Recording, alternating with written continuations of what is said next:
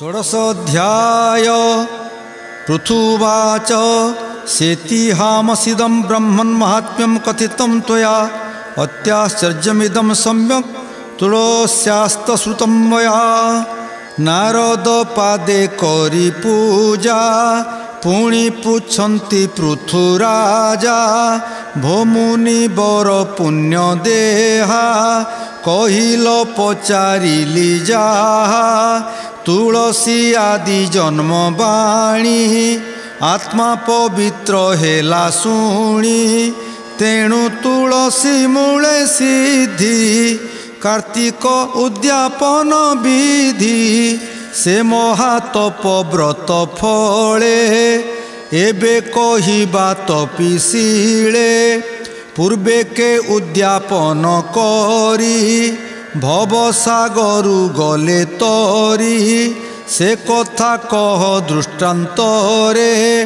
अखिल जन उपकारे नारद नृपति वचने बोलन्ति शुण सावधाने कार्तिक उद्यापन धर्म शुणन्ते शुभ सबु कर्म से कथा कहिबा प्रस्तावे जे धर्म इतिहास पूर्वे। नारद उवाच असि सत्याद्रि शिखरे करवीर पुरे पुरा ब्रह्मणो धर्मवित् कश्चित् धर्मदत्त इति स्मृतः। सत्याद्रि नाम गिरी पासे ब्राह्मण करवीर देशे नाम ताहार धर्मदत्त विष्णु सेवारे अनुरत जानई सर्वधर्म रीति कार्तिक व्रते महाप्रीति हेमंते एक संवत्सरे कार्तिक कृत्य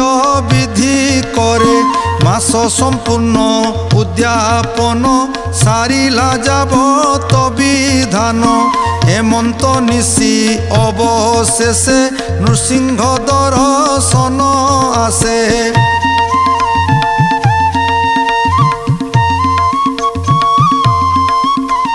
ब्राह्मण नित्य कर्म सारी करे उदक पात्र धरी से जले मिश्रित तुलसी मुखे गोविंद नाम घोषी पथे चालई द्विजबर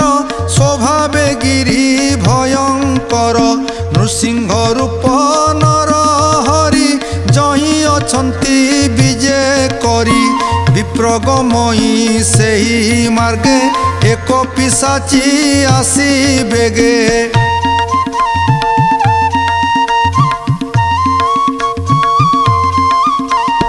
पथ निरोधी अच्छी रही द्विज कातर ताकू चाही स्वभावे भयंकर मूर्ति लंबोष्ठ वक्र दंत पंथी उलग्न मुकुलित केश कराल मुख शुष्क मांस अति दुर्बल कलेबर अस्थि जड़ित चर्म शिर रक्त नयन दीर्घ ध्वनि जिह्वारे जलू अच्छी बन्ही चिमणी पक्षी प्राय स्तन दुर्गंध नासिका पवन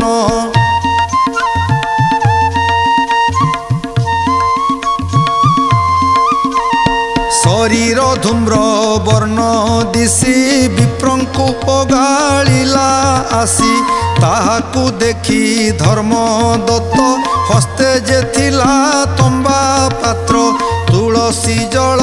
सहितरे फिंगिला पिशाची उपरे अंगे पड़िला तार जाई पिशाची दिव्य रूप होई ब्राह्मण आगे हेला उभा चंद्रमा प्राय मुख शोभा कांचन प्राय तनु गोरी जेसने स्वर्ग विद्या धरी अमूल्य अलंकार बास गंध चंदन जाति पुष्प सुंदरी शरीर भूषण ता देखी आश्चर्य ब्राह्मण मनरे भय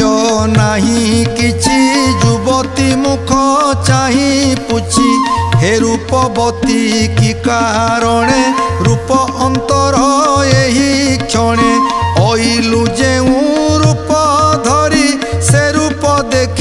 भय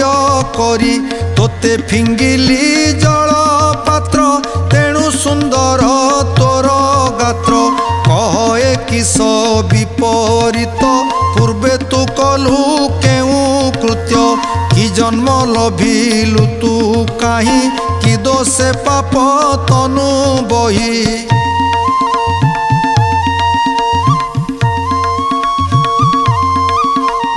घोर गहन मार्गे थिलु एबे कि भावे निस्तरिलु तू एहा कह परिमाणी मोर संशय जाऊ शुणी ए प्रश्न शुणी से सुंदरी विप्रंकु नमस्कार करी बोलई शुण द्विजवर ए जे अर्जिला कर्म मोर कहि शुण विप्र श्रेष्ठ पूर्वे जे नग्र सौराष्ट्र से देशे कृष्ण भिक्षु नामे द्विज बंचई इह धर्मे मुहि जे द्विजर घरणी कलहा नामेण ब्राह्मणी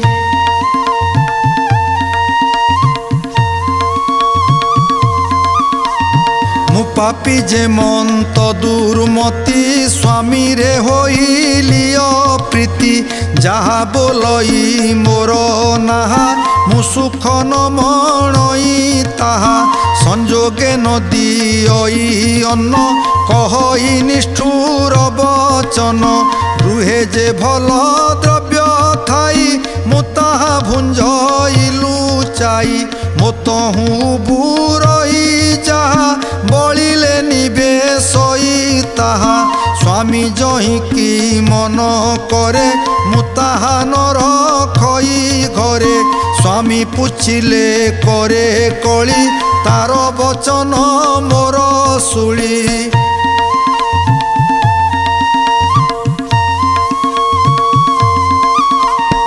एमंते गला केते दिन मोरे भाजिला स्वामी मन अन्य कन्याए देखी शोभा ताकू होइला विप्र विभा ता देखी सही न पारिली महुरा पान करी मली मो प्राण प्रेत पिंडे भरी जम किंकर नेले धरी चर्म रजुरे बांधी भिड़ी मुंडे प्रहारी बेत बाड़ी जातना पथे घेनी गले जम छामुरे नेई देले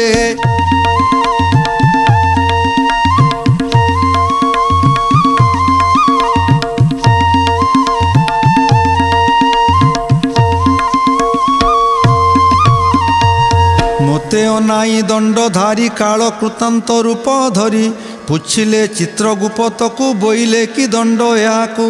विचारी कुह तुम्भे बेगे धर्म तो दिशु नाही आगे पाप लक्षण एहा देह पांजिरे कि लेखिछ कह पुण करिबा जेउ कर्म विचारी कह धर्मा धर्म राजा बचने मंत्री बेनी कर्म लिखन पांजी घेनी बोलंती शुण दंडधारी ए बड़ पापी दुराचारी किछि ही करी नाही तप केते कहिबा एहा पाप ब्राह्मण कुले देह बही आचार हीना स्वामी द्रोही पति की देला जेते दुख तेणु न चाहि तार मुख जेते अकर्म कला पूर्वे दुष्ट स्वभावे मत्त गर्वे पापिनी स्वामी की लुचाई पाक भाण्डरे अन्न खाई तही की दंड एबे जहा कहिबु शुण जंतु नाहा से पाप फले जन्म सात मार्जारी रूपे हे बजात उच्छिष्ट भक्ति घरे घरे गंजना पाइब शरीरे पूर्वे जे कुटुंबंकु बंची भल पदार्थ भुंजे लुची ए पापी जात करी बाल भक्षिब गर्भ फूल फल कलहा महापाप घेनी तद अंतरे जन्मतीनी डाकिनी रूपे जात हेब सकल जने बैर भाव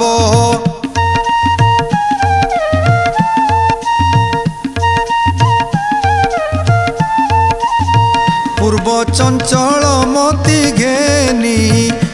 ଠାର ରୂପେ ଊର୍ଦ୍ଧ୍ୱ ଯୋନି ନିଶାରେ ସମସାନେ ହେରି ନାନା ଦୁର୍ଗନ୍ଧ ଭୋଗ କରି ସ୍ୱାମୀଙ୍କି ଦୁଃଖ ଦେବା ଫଳେ ପୁଣି ଜନ୍ମିବ ଗିରିମାଳେ ବନେ ପିଶାଚି ରୂପ ହୋଇ କର୍ମେ କଳହା ନାମ ବହି ଭ୍ରମୁ ଯେ ଥିବ ଅନୁବ୍ରତେ ସୁଖ ନ ଲଭି କଦାଚିତେ ନିଜ ସ୍ୱାମୀର ନିନ୍ଦା ପାପେ ବିବର୍ଣ୍ଣ ଭୟଙ୍କର ରୂପେ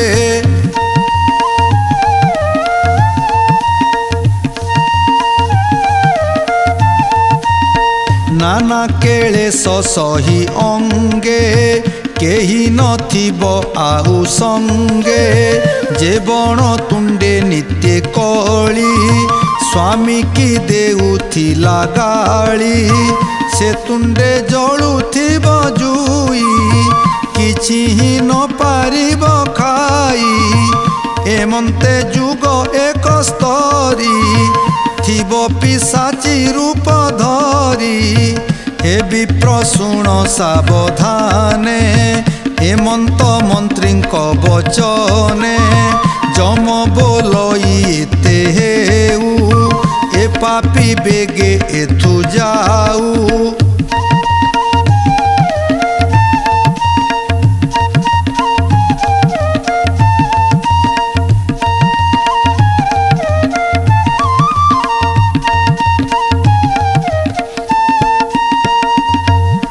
ए वाक्य धर्मराजा मुखे शुणी पड़िली घोर दुखे मार्जारी हेली जन्म सात डाकिनी रूपे पुणी जात तीनी जन्म अंते मुहि एबे पिशाची रूप होई आजकु 15 बरस एबने करिअछि बास अकर्मा देह दुख जेते ताहा कहिबा अबा केते क्षण तो सुस्थ नाही मन निरते होई छन्न छन्न क्षुधा अनले आत्मा दुखी तृषारे ओष्ठ कंठ सुखी क्षण क्षण के पड़ू थाई पित्त श्लेषमा प्राय होई सुस्थे मु न पारई बसी अष्ट दिग कु अहर्निशी निष्कामे छुटू थाई धाई बातुल जन प्राय होई काहि तो न देखई सुख अनबरत एका भोक ता शांति निमंते पदार्थे किछि ही न मिलई हाथे वृक्षे जे फल फली थाए मोर चाहिले जली जाए अनल प्राय दिशे मते मु ताहा भक्षिबी केमंते तेणु ता न पारई भक्षी जमंत कर्मे अर्जी अछि जेणु न लभी फल मान बिकले करई रोदन पवित्र गिरिझर जल से मोते सदृश्य गरल अनल तुंडे जळु थाई शीत पवन आदि होई से कथा शुण पुण्य देहा प्रेत पिशाच भोग जहा शुक्र शोणित पूज लाल श्रवण बीट नेत्र जल नासाश्रे समस्वेद बांति जेबा उच्छिष्ट घृत खांति दीप निर्वाण काले पुणी अन्न भुंजई जेउ प्राणी पति विनाश काले नारी अन्न भुंजई न विचारी दक्षिण पश्चिम मुखरे जे बसी भुंजे अंधकारे जे तम भरे दान देई से सर्वप्रेत योग्य होई हेमंत द्रव्य जेबे मिले प्रेत भुंजंती नेई बळे मु तहु लभई किंचित भोजने तोष नहे चित्त सुमरी पूर्व कला कर्म क्षण क्षण के मति भ्रम कांदु जे थाई बने पसी निराशे तरु मूले बसी प्राभव पाउ थाई तही आहा बोलंता केही नाही ए कष्टे थिली घोर बने आज मु तब दर्शने दुस्सह घोर दुख राशि तब प्रसादे सर्वनाशी आत्मा पवित्र हेला मोर गत अपराध गला दूर एबे कारण कल मते नमहि तुम्भ पाद गते कलहा मुखु एहा शुणी ब्राह्मण मने मने गुणी पाषाण मूर्ति प्राय होई मौने विष्णु रूप ध्यायी गोविंद सुमरई मने राजन शुण सावधाने अधम महादेव दास एकथा शुणी महातोष गोविंद नाम चिंती हृदय शरण गला पद्म पादे अज्ञान स्त्रींकर हिते पद्म पुराण अर्थ गीते जगते कली परकाश सुजने नघे निब दोष इति श्री पद्म पुराणे उत्तरखंडे कार्तिक महात्म्ये शिव तुलसी महिमा कथने नाम 16 अध्याय।